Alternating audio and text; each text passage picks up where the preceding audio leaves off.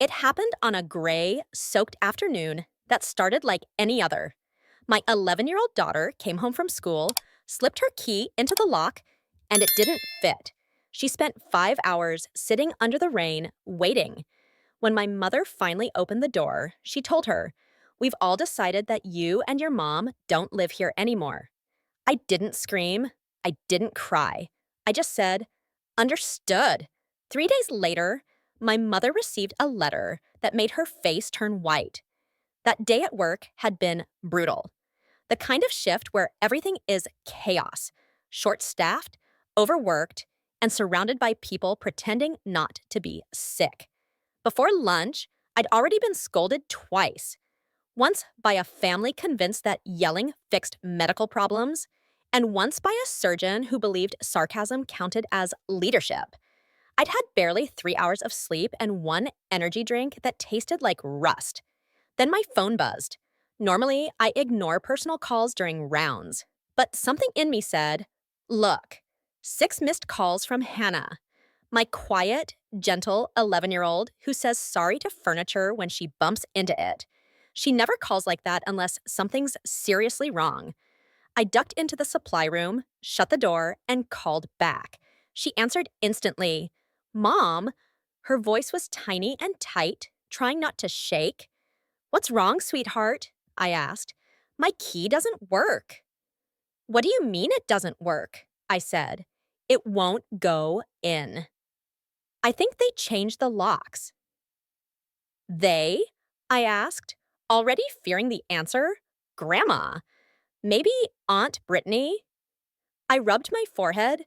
"They wouldn't do that without telling me." Silence. Then a small sniffle. "When are you coming home?" she asked. I looked at the clock. At least another hour before I could even think about leaving. "Honey, I can't right now," I said. "We're swamped. Try calling Grandma again, okay? Or Aunt Brittany." "I did," she whispered. "No one's answering." "Keep trying," I said gently. "Someone will open soon." "Okay," she said. But her voice didn't sound convinced. When the call ended, I stood there staring at the shelves of gauze and gloves, telling myself it was nothing, a misunderstanding, a mistake. Then I shoved my phone back into my pocket and went back to work. 2 hours later, I checked again. 4 missed calls, one text. "Mom, I think they're here. Please come." My heart stopped. I stepped into the hallway and called. She picked up mid-sob. "Mom, they won't let me in." "Who won't?" I demanded. "Grandma and Aunt Brittany," she said between tears. "They told me we don't live here anymore. Grandma said to stop knocking, that I'm being dramatic." Something dark crawled through me. "Hannah, are you safe?" "I'm under the porch light," she said. "Is it still raining?" "Yeah." "Okay, stay there. Don't move." "I'm coming." I didn't ask for permission. I found my supervisor and said, "My daughter's locked outside. Family emergency." He started to argue, but one look at my face was enough. 5 minutes later, I was in my car, soaked scrubs, trembling hands, rain hitting the windshield like nails. My brain flipped a switch. I wasn't a nurse or a daughter anymore. I was just a mother on the hunt. By the time I reached the house, it was dark. Hannah sat curled on the porch, knees to her chest, hair plastered to her face, her backpack beside her like a loyal dog. I ran to her, wrapped her up. She was freezing. "I'm sorry," she whispered, as if she'd done something wrong. "You have nothing to be sorry for," I said, my voice breaking. "You did everything right." Then the porch light flicked on, and the door opened. My mother stood there, wine glass in hand, perfectly calm. "Elena," she said, pretending to be surprised. "What are you doing here? You changed the locks." I said flatly. "We needed privacy," she replied. "You locked my daughter out in the rain." "She's fine," she said. "She's 11."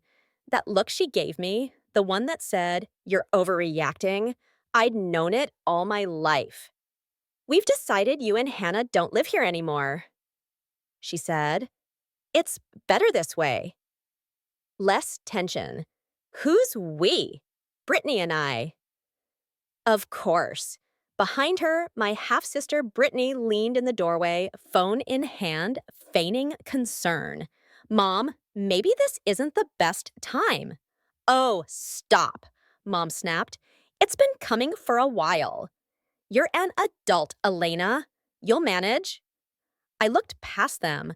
Brittany's kids were sprawled on the couch, watching TV, their snacks on my daughter's blanket. The one with daisies she'd sewn herself.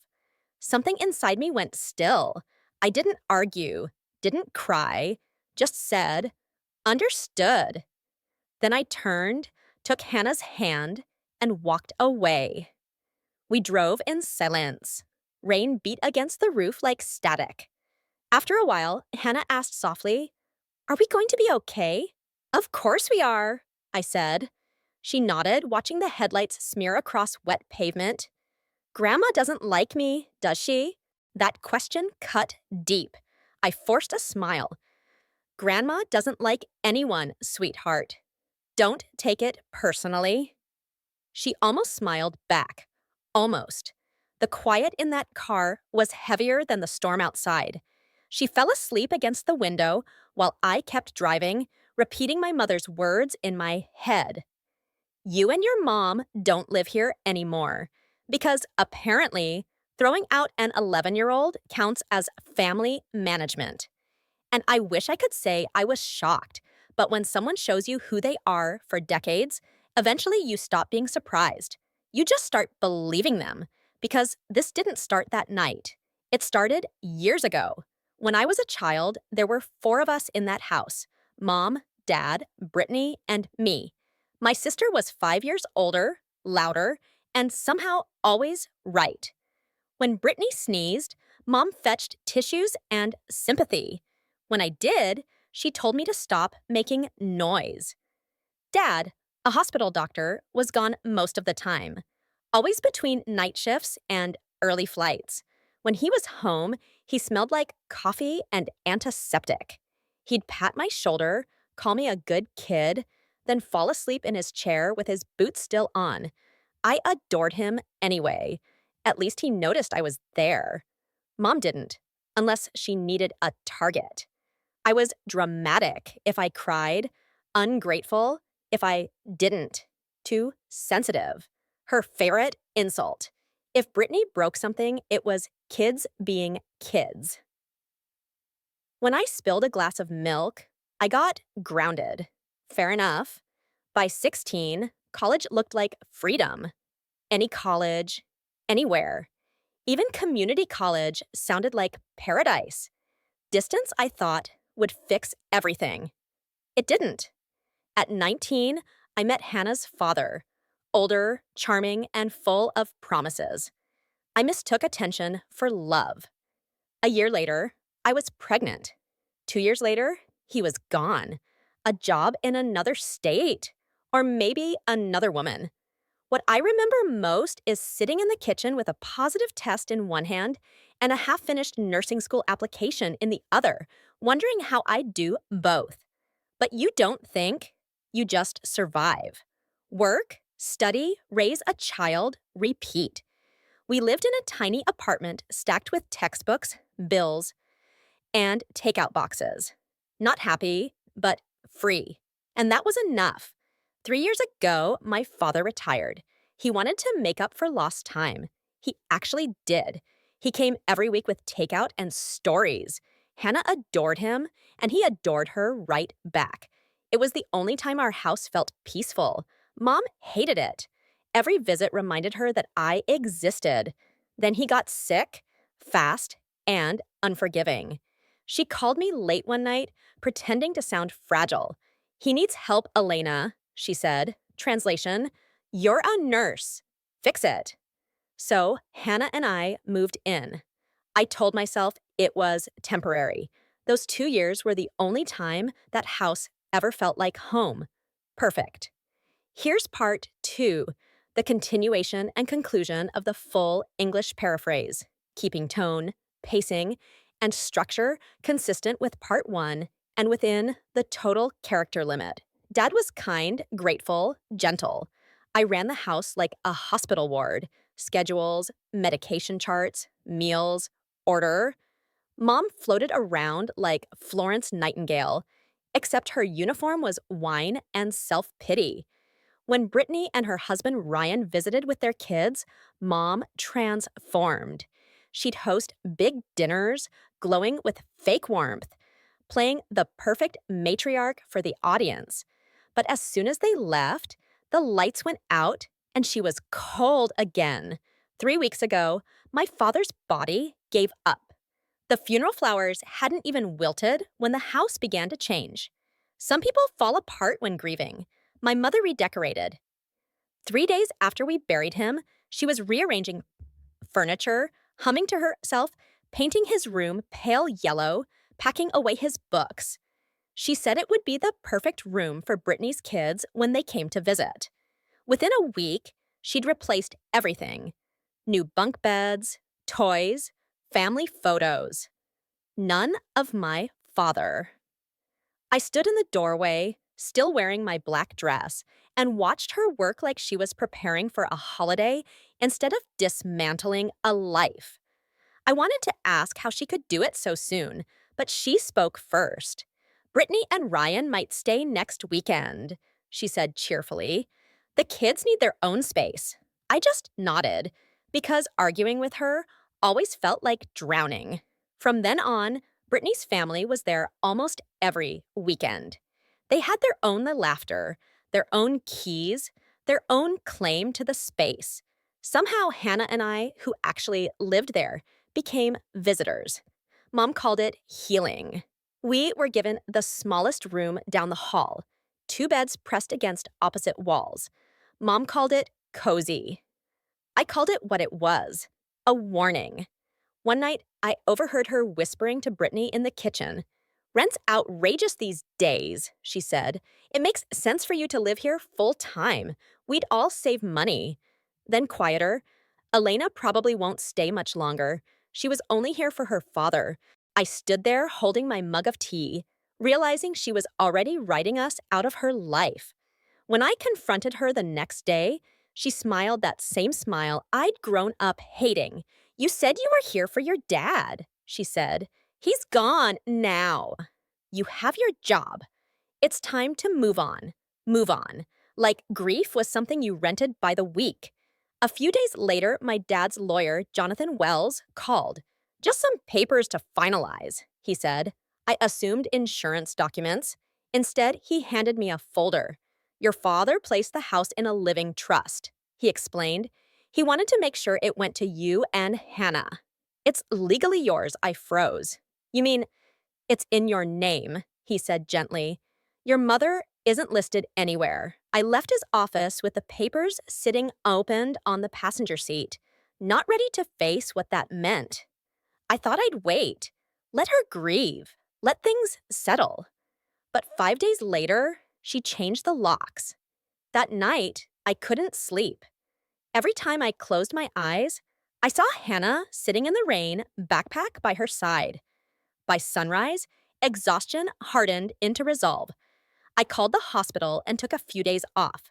Then I called Jonathan. "She changed the locks," I said. "Do you have the trust papers?" "Yes."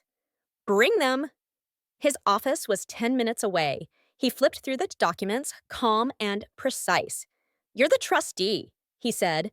"She has no legal claim." "Then fix it. I'll draft the eviction notice." "Give me 20 minutes. He typed, printed, sealed, and handed it over. The ink was still warm. An hour later, we were parked near the house. The rain hadn't stopped. Hannah was safe with a friend. I wasn't letting her see this. Jonathan walked up the driveway, umbrella in one hand, envelope in the other. I stayed in the car, watching. Mom opened the door almost instantly, all attitude and arrogance. Jonathan spoke calmly, handed her the envelope. She didn't take it seriously, not at first. Then she read the words. Her expression cracked. Brittany appeared behind her, pretending to be horrified. She grabbed the papers, read a few lines, and started shouting. Jonathan didn't flinch. He said something polite, probably the legal equivalent of, "You've been evicted," and walked back to the car. Mom yelled something after him, but the rain swallowed it. "It's served," he said quietly, sliding into the seat beside me. The drive back was silent. I expected satisfaction, but all I felt was air, like I could finally breathe again. Not victory, just oxygen. Jonathan said she'd try to fight it. "Let her," I replied. "I'll be disappointed if she doesn't." Back at my friend's apartment, Hannah looked up from her coloring book. "Did you talk to him?" she asked. "Yeah." "Are we going home?" "Soon," she nodded. "Grandma's going to be mad." "She's been mad since the '80s, I said. "She'll survive." Hannah laughed. The first real laugh in weeks. That was when I decided that was the sound I'd protect at any cost. The next few days blurred together. Paperwork, court dates, rain. Jonathan called. "She's hired a lawyer. They're claiming you fabricated everything." "Of course they are," I said. "It's what she does." He filed for emergency possession. I'd already filed a police report describing how my mother had locked my daughter outside in the rain. The officer who took it looked disgusted. "That's neglect," he said. "You did the right thing." 2 days later, a judge signed the order. The court dismissed my mother's attorney's motion instantly. "The sheriff's office will enforce possession," Jonathan told me, "probably within the week." The morning of the eviction came faster than I expected. I woke before sunrise, nerves buzzing. The sky looked metallic again. Gray, heavy, waiting. I made coffee strong enough to melt a spoon and read Jonathan's message. 10 a.m., enforcement, standard procedure. I told Hannah I had errands. I didn't want her to see it. No child should watch their family be escorted out by deputies. When I arrived, 3 cars filled the driveway. Mom's, Brittany's, Ryan's. Of course they'd all show up for the drama. 2 deputies stood at the door already. From the sidewalk, I could hear voices. Mom's high and angry, Brittany's tearful, Ryan's blustering. The door opened. Mom appeared, hair perfect, expression pure outrage. She pointed at me like I was the devil himself. "She's the one! She forged everything." The deputy didn't even look at me. "Ma'am, we have a court order," he said, firm but calm. Brittany raised her phone like she was filming. "You can't throw out a widow," she cried. Ryan folded his arms and muttered something about rights. The deputies explained that they had 15 minutes to collect essentials and leave. Mom laughed. The brittle kind that sounds like breaking glass. "You can't be serious." But they were. They stomped around the house, arguing, crying, slamming doors. Mom repeated, "This is my home," like saying it would make it true. I stood halfway up the walkway, hands in my pockets, rain on my face, saying nothing. Brittany came out first, clutching clothes and 2 framed pictures. One of her kids, one of Dad, stolen from his office. I almost said something, but stopped. Not my circus anymore. Ryan followed, glaring at me like I'd ruined his life. Mom came last. She paused at the threshold, eyes bright with fury. "I hope you're proud," she said. I wasn't. I was just tired. She walked past without another word. The deputies closed the door behind her. One handed me the keys. "It's yours now," he said. 3 words that weighed more than I expected. When their cars finally pulled away, I stood there in the drizzle, staring at the quiet house, the place that had been both cage and battlefield. I went inside. The air smelled like wine and dust. A half-full glass sat on the counter, a jacket over a chair. It looked like people had simply vanished mid-scene. I opened every window, letting the rain-soaked air drift through. For a moment, I thought I heard Dad's voice. "You did what you had to." That evening, I picked up Hannah. She climbed into the car and smiled at the boxes in the back. Are we moving again? She asked. Home, I said. When we walked through the door, the house echoed. She ran from room to room, touching everything. This is ours again, she said. Yeah, I whispered. It always was. 6 months later, Peace finally feels normal. We haven't heard from them. No calls, no text, no surprises. I blocked every number. I still hear bits of gossip. Small town whispers travel fast. Mom moved in with Brittany and Ryan after the eviction. That lasted a month before everything exploded. Mom started redecorating their home. New furniture, new rules. Ryan left after she locked him out one night. Now, Mom and Brittany live together again. Two women competing for air. Their fights even made it onto Facebook comments. Someone screenshotted it and sent it to me. Mom was selling Brittany's dining set. Brittany commented, "You don't even live here." Perfect symmetry. As for us, we're good. Hannah's helping me in the garden. She says plants grow better when you stop yelling at them. The house is quiet now. No new locks, no storms, and best of all, no one trying to move in. So, what do you think? Did I go too far or just far enough?